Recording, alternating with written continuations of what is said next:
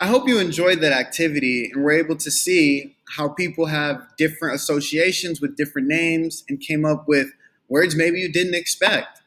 I hope when we talked about Kim Jong un, somebody said dictator, since we've been learning that in social studies, and fifth graders from last year. But yeah, so we all saw different names.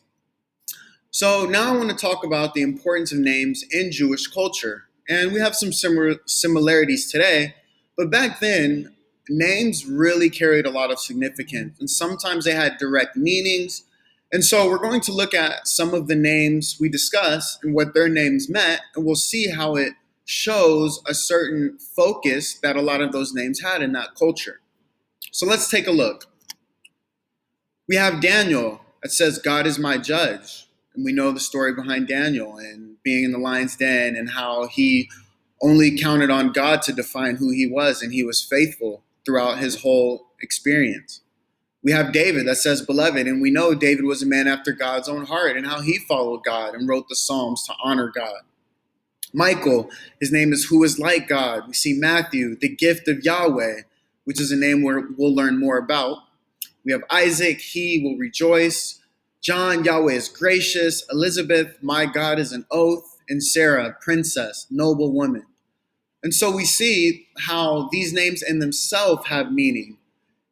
And that's what is a focus. And oftentimes when we give a name, we want it to have something that carries within itself, something that makes us feel good or makes us feel something that we want to live up to.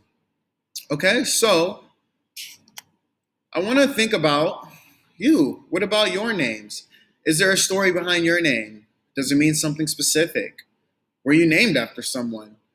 And for me, for example, my middle name is McKinley. And at first, I really didn't like that name. I always thought it sounded funny. I didn't think it was really cool. But then one day my dad sat me down and he told me the history behind my name and how it was after my great grandfather. And he described who he was and the type of person that he was. And so for me, that helped build my identity to think, wow, I'm named after somebody that was an important member of my family. And so maybe you have a story with your name.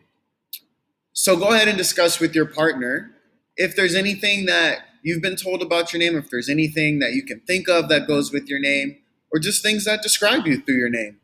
Okay? And we'll meet back. Take a couple of minutes.